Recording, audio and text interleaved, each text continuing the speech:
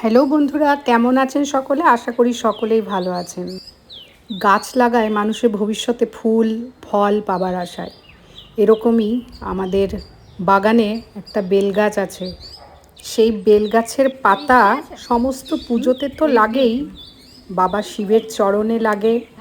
এটাতে এত মন ভালো লাগে যে গাছের পাতা তুলে ঠাকুরের চরণে দিতে পারছি। আর তারপরে এই উপরিপ্রাপ্তি ফল। আর গাছটা আমাদের ছাদের সৌন্দর্য এত বৃদ্ধি করেছে যে কি বলবো। ছাদে গেলেই একটা আলাদা প্রশান্তি আসে মনের মধ্যে। দুদিন আগে গিয়ে দেখলাম গাছটা পুরো ন্যাড়া হয়ে আছে, আর বেলগুলো গাছের মধ্যে জ্বলজ্বল করছে। দুদিন পরে গিয়ে দেখি গাছে সবুজ পাতায় ভর্তি, আর এত সুন্দর লাগছে। দেখুন বন্ধুরা, আপনারাও সেই সৌন্দর্য উপভোগ করতে পারবেন।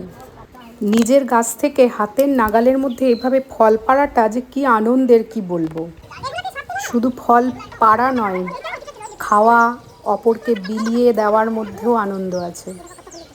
গাছে তো পাতা এসেছেই, সঙ্গে সঙ্গে দেখুন কত কুড়িও চলে এসেছে গাছে।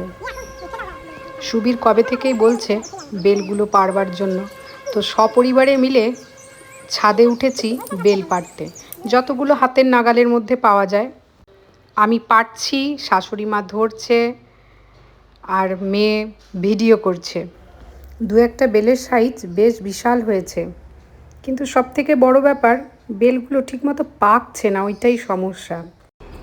এভাবে তো পাড়া হলোই, এরপরে সুবীর ঘুড়ুঞ্চি নিয়ে এসে আমাকে চাপিয়েছে আর বলে যাচ্ছে তোমার কোনো ভয় নেই, আমি ধরে আছি। ও আমায় উৎসাহ জুগিয়ে যাচ্ছে, তুমি পারো, কোনো ভয় নেই।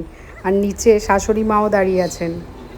আর আমার তো তখন বুক দূর করছে। আমার এমনিতেই একটা ভয় আছে, ওপর থেকে নিচে তাকালে কেমন একটা মাথা ঘুরতে থাকে। তো যাই হোক, সাহস সঞ্চয় করে বেলগুলো আস্তে আস্তে পেরেছি কয়েকটি।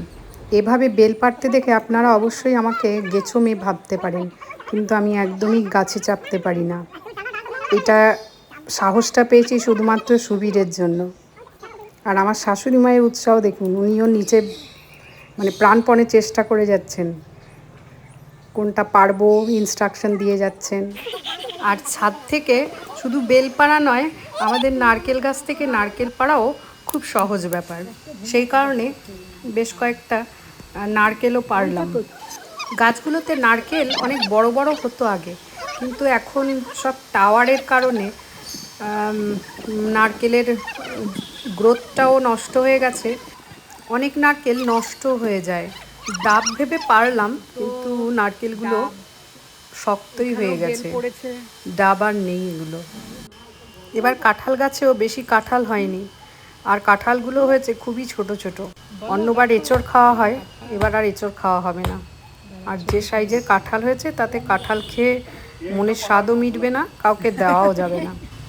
আমাদের দুই মাকে নিয়ে আমাদের এই ছোট্ট পরিবার আপনাদের কেমন লাগলো, আমাদের বাগান কেমন লাগলো, অবশ্যই কমেন্ট করে জানাবেন।